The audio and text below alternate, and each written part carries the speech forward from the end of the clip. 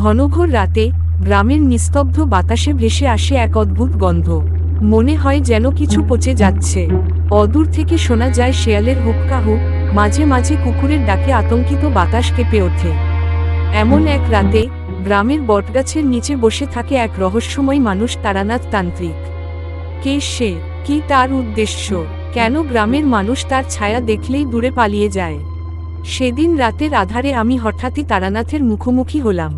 না, কোনো ইচ্ছা করে নয়, সবকিছু যেন এক বিভীষিকাময় কাকতালীয় ঘটনা। গ্রামের পেছনের শ্মশানঘাটের রাস্তা ধরে হেঁটে যাচ্ছিলাম, আর তখনই হঠাৎ কুয়াশার ফাঁক দিয়ে দেখা গেল এক জীর্ণ, কালো ধুতি পরা মানুষ বসে আছে মাটিতে। তার চোখ দুটি যেন জ্বলজ্বল করছে। কি অদ্ভুত ঠান্ডা অনুভূতি!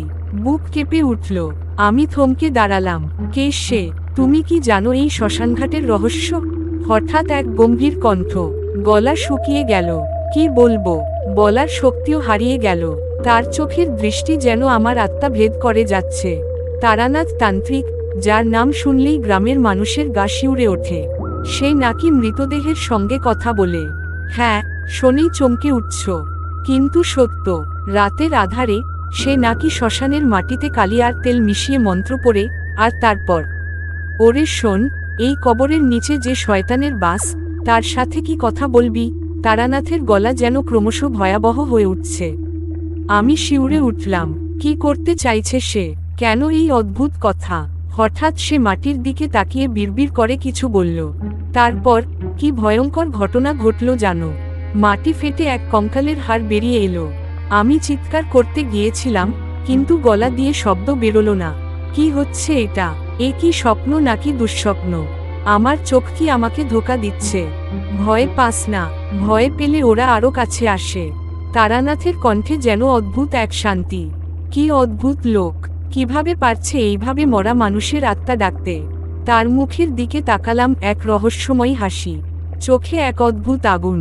গ্রামের এক বৃদ্ধা একদিন বলেছিল ওই তারানাথ, ও তো আসলে মানুষ না রে, সে নাকি এক অশরীরীর ছেলে। আমি চমকে উঠেছিলাম। কি বলছে এ? সত্যি কি তারানাথ মানুষের সন্তান নয়? শুনেছি তার মায়ের মৃত্যুর পর গ্রামের শ্মশানের পাশে এক তান্ত্রিকের আস্তানায় তাকে পাওয়া যায়। তখন থেকেই তার মধ্যে অদ্ভুত সব ক্ষমতা। সে নাকি মাটির নিচে মৃতের নাম বলতে পারে। বিশ্বাস হবে, শুনলেই গায়ে কাটা দেয়। কিন্তু তারানাথের মুখ থেকে এসবের উত্তর পাওয়া যায় না। জিজ্ঞাসা করলেই সে রহস্যময়ী হাসি দিয়ে বলে, সব জানতে হবে না, সব জানলে বাঁচবি না। একদিন গ্রামের এক সাহসী শিকারী গেল তারানাথের কাছে। শোনালো, তারানাথ, তুই যা পারিস তা আমার জন্যও কর। আমি বাঘ শিকার করতে যাচ্ছি, আমাকে একটা তাবিজ দে। তারানাথ কেমন এক অদ্ভুত হাসি দিয়ে বলল, তাবিজ চাইছিস? ঠিক আছে, পেয়েছিস, কিন্তু মনে রাখবি, এর দাম আছে। তুই যখন বাঘের চোখে চোখ রাখবি, তখন ভাববি কার চোখে তাকাচ্ছিস। কি অদ্ভুত কথা! তারপর সেই শিকারী গেল বনে, আর কখনো ফিরে এল না। তার লাশও পাওয়া গেল না। শুধু রাতে বন থেকে মাঝে মাঝে ভেসে আসে এক অদ্ভুত গলার আওয়াজ, কার চোখে তাকিয়েছিলি? আমি আর থাকতে পারছিলাম না।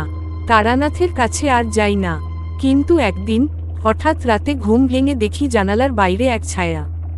না, এটা মানুষ নয়। তীব্র বাতাস বইছে, কুকুরগুলো কেউ কেউ করে কাঁদছে। হঠাৎ দরজায় টোকা।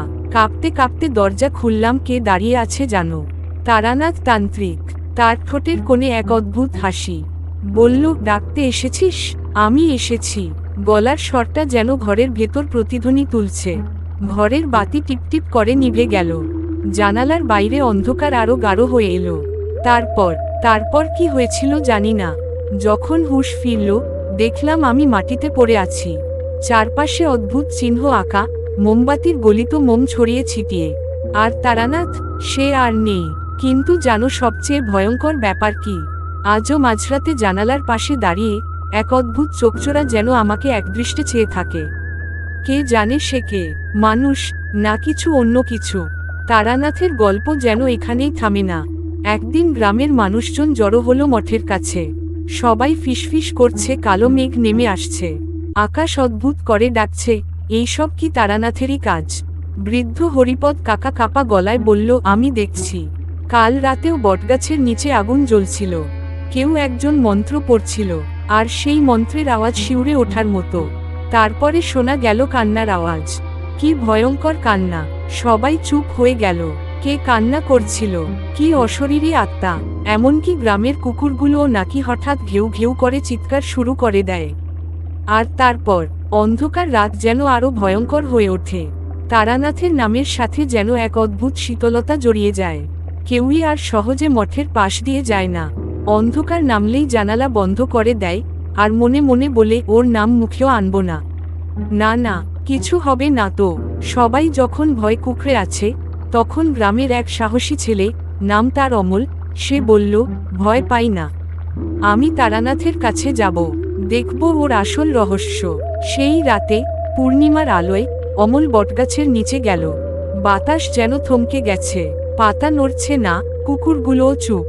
হঠাৎ অন্ধকার থেকে বেরিয়ে এল এক ছায়া। তারানাথ। অমল কাঁপতে কাঁপতে বলল, তুমি সত্যিই কি তান্ত্রিক, নাকি কোনো শয়তানের দূত? তারানাথের মুখে হালকা হাসি। তুই কি জানিস আমি আসলে কে? আমার জন্ম কিভাবে হয়েছে? ওরা বলে আমি মানুষের সন্তান নই, তাই না? ঠিকই বলেছে, আমি তোদের মতো সাধারণ নই। আমার শরীরে রক্ত বইছে, কিন্তু সেই রক্ত মানুষের নয়। অমলের চোখ বড় বড় হয়ে গেল। মানে, তাহলে তুমি? হ্যাঁ, আমি শিবের ক্রোধের সন্তান। আমাকে পাঠানো হয়েছে এই মৃত পৃথিবীর শ্বাসরুদ্ধ করার জন্য।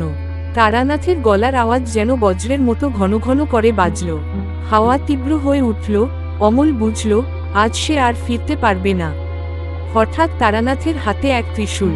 অমল চিৎকার করে উঠল, না না, আমাকে মারো না, আমি কিছু করিনি। কিন্তু সে সময় কোথায়? অমলের দেহ মাটিতে লুটিয়ে পড়ল। নিঃশ্বাস বন্ধ হয়ে এলো।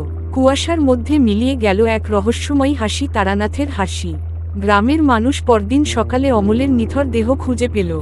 বুকের ওপর আঁকা এক অদ্ভুত চিহ্ন, ত্রিকোণ, আর তার ভেতরে এক চোখ। কি অদ্ভুত, কি রহস্যময়ী! সবাই বলল, ওর মৃত্যু স্বাভাবিক নয়। এটা কোন শয়তানের কাজ? আমি তো ভেবেছিলাম এই ঘটনার পর আর ফিরতে পারবো না। কিন্তু একদিন, আবার সেই রাত, জানালার পাশে এক অদ্ভুত আওয়াজ, তুমি কি আবার আমাকে ডাকছো? গলা শুকিয়ে গেল, শরীর ঘামছে। দরজার দিকে তাকালাম, আর দেখলাম তারানাথ। তার চোখের দৃষ্টি ঠিক আমার দিকেই। আমি পেছনে হাঁটতে হাঁটতে পড়ে গেলাম। বুকের ভেতর ধুকপুক ধুকপুক শব্দ। তারানাথ ধীরে ধীরে এগিয়ে এল। বলল, ভয় পাস না, তোর জন্য বিশেষ কিছু নিয়ে এসেছি। আমি কাঁপতে কাঁপতে বললাম, কি? কি আনছো? তারানাথ এক টুকরো কাগজ বের করল। তাতে লেখা, এই নামগুলো মনে রাখিস।